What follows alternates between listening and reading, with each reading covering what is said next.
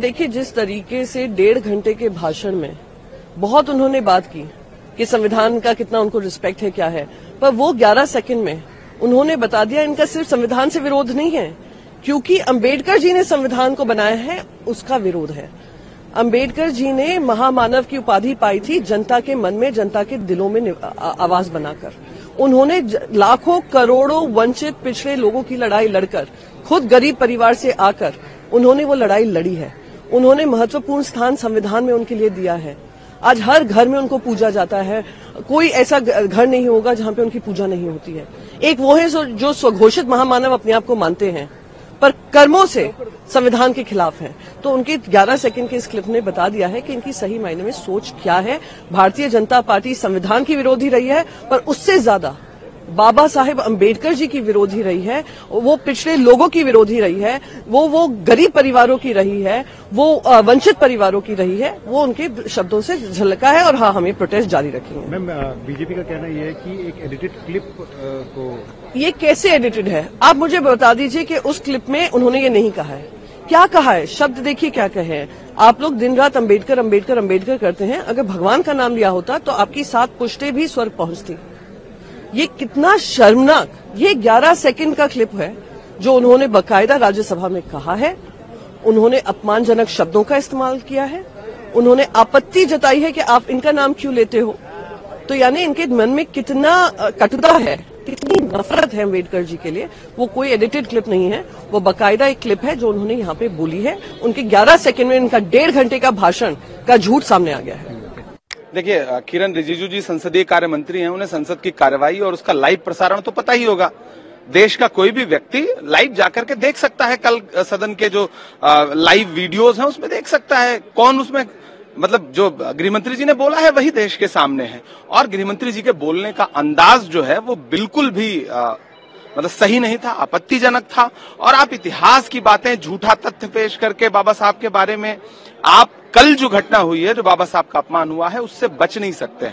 माफी मांगिए, देश के सामने आइए, सदन के सामने आइए और स्वीकार करिए कि आपकी भाषा सही नहीं थी। आपने जो ये कहा है कि क्या बाबा साहब जो है अंबेडकर अंबेडकर अंबेडकर कहने से के बजाय अगर भगवान का नाम लेते तो स्वर्ग मिल जाता, 7 जन्मों का स्वर्ग मिल जाता। इस देश के दलित, इस देश के पिछड़े, इस देश की महिलाएं बाबा साहब को भगवान ही मानती हैं और उनके बारे में एक भी शब्द नहीं सुन सकती। जिस तरह से कल परम पूज्य महामानव भारत रत्न बोधिसत्व बाबा साहब अम्बेडकर जी के बारे में राज्यसभा में केंद्रीय गृह मंत्री जी का स्टेटमेंट आया, उन्होंने कहा कि अंबेडकर अंबेडकर अंबेडकर बोलना एक नई फैशन हो गई है और इतना नाम जो है भगवान का लेंगे तो जिस तरह से ये स्टेटमेंट आया है, हम उसको बहुत निषेध करना चाहते हैं। क्योंकि मेरा सबसे बड़ा कहना यह है कि आप भारतीय संविधान पे बात करते हैं, संसद में 2 दिन, लोकसभा में बात हुई, राज्यसभा में हुई, और जब आप बाबा साहब की बात कर रहे हैं जिन्होंने हम सबको, अभी वर्षा गायकवाड़ यहाँ तक पहुंची है, संसद में खड़ी है, उसका कारण क्या है?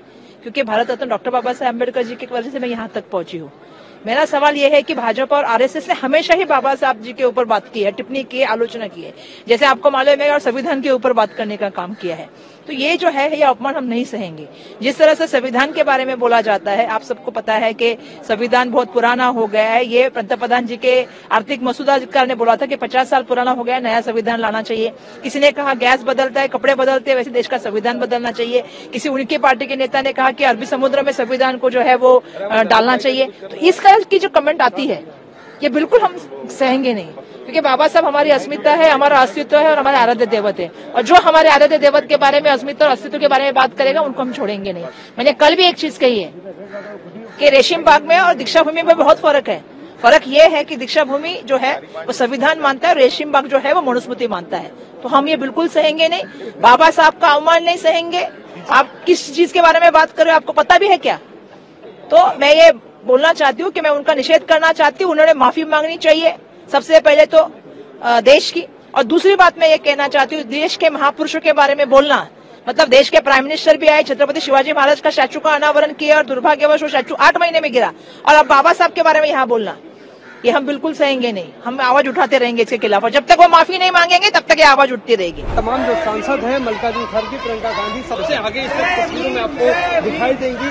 कतारों में चरणबद्ध होकर बाबा साहब अम्बेडकर की तस्वीर लेकर और नीली साड़ी पहनकर प्रियंका गांधी संसद भवन पहुंची हैं और मल्लिकार्जुन खड़गे को भी आप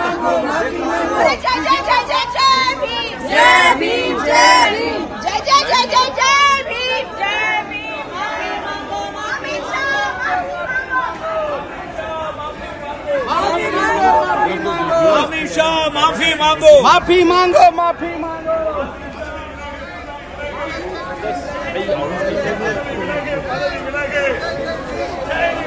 माफी मांगो, अमित शाह माफी मांगो, माफी मांगो, माफी मांगो। बाबा साहब का अपमान नहीं सहेंगे, नहीं सहेंगे, नहीं सहेंगे। शर्म करो, नहीं सहेंगे, नहीं चलेंगे, नहीं चलेंगे।